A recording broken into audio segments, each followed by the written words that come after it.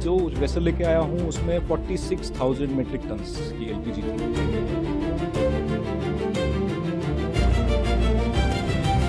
डर था कि हमारे एलपीजी टैंकर्स को भी अटैक में शामिल किया जा सकता है। ईरान और अमेरिका युद्ध की वजह से स्ट्रेट ऑफ हुर्मुज लगभग ठप है, जिस रूट से दुनिया का लगभग 20% तेल और भारी मात्रा में एलपीजी लेकर जहाज गुजरते थे, वहां से अब गिनती के शिप्स निकल पा रही हैं। ऐसे में मिडिल ईस्ट में जारी तनाव वैश्विक ईंधन आपूर्ति के लिए खतरा बनी हुई है। तो दूसरी तरफ भारत में एलपीजी स्टॉक को लेकर चिंताओं के बीच अमेरिका से एक बड़ा एलपीजी टैंकर भारत पहुंचा है। इस मुश्किल दौर में करीब 46,000 टन एलपीजी गैस लेकर भारत आए शिप में तैनात 3rd नेविगेशन ऑफिसर अभिनव शर्मा जब अपने घर हरिद्वार पहुंचे तो परिवार वालों ने उनका जोरदार स्वागत किया।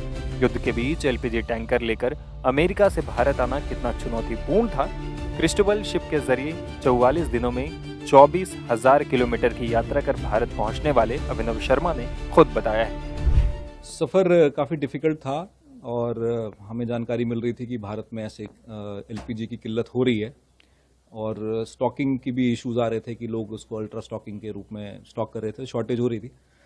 बट मैं बताना चाहूँगा कि हमारे जो भारत के यशस्वी प्रधानमंत्री मोदी जी हैं और जो हमारी इंडियन डिप्लोमेसी है, स्पेशली एस जयशंकर जी हैं, इनकी डिप्लोमेसी की जो फार साइटेडनेस जिसको बोल सकते हैं, दूरदृष्टता है।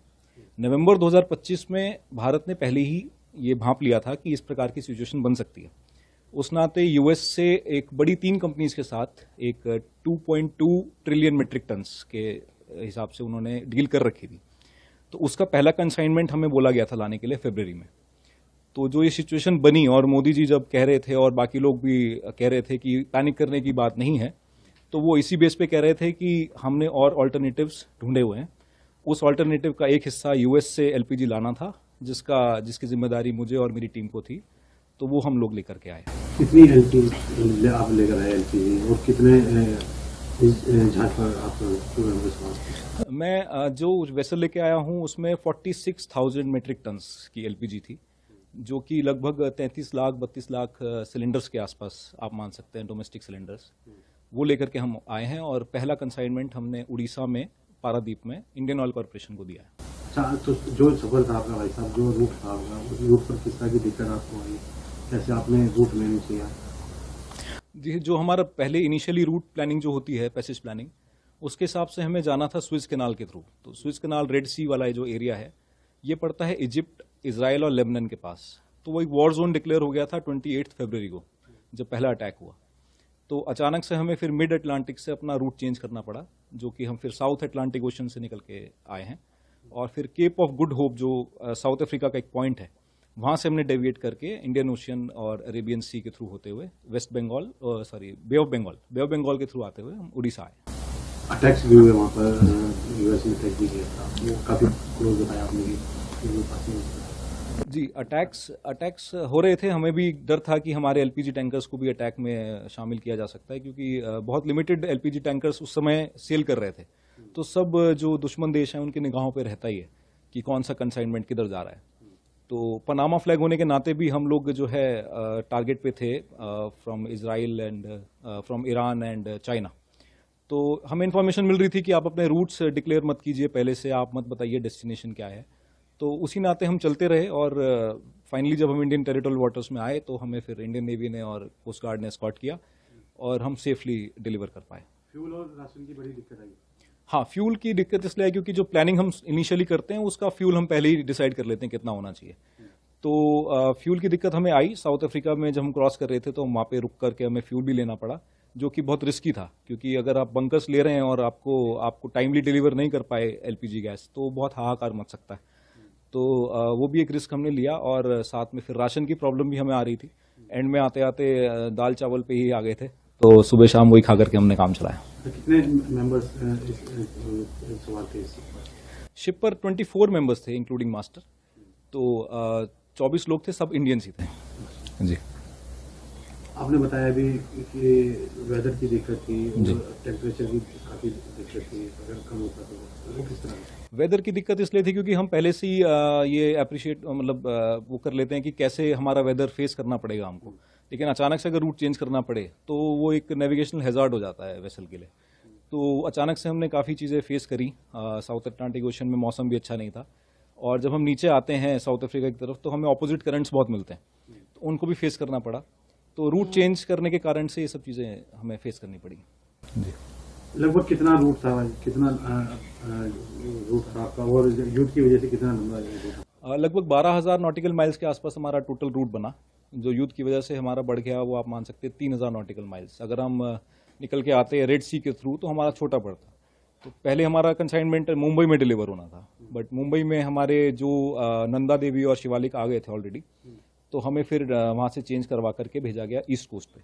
तो ईस्ट कोस्ट में पारादीप जो हमारा सेंटर है वहाँ पे हमने डिलीवर किया, और फिर ईस्टर्न नेवल कमांड विशाखापट्टनम जो एक सेंटर है वहाँ पे हमने डिलीवर किया। मतलब कितने ऐसे जहाज है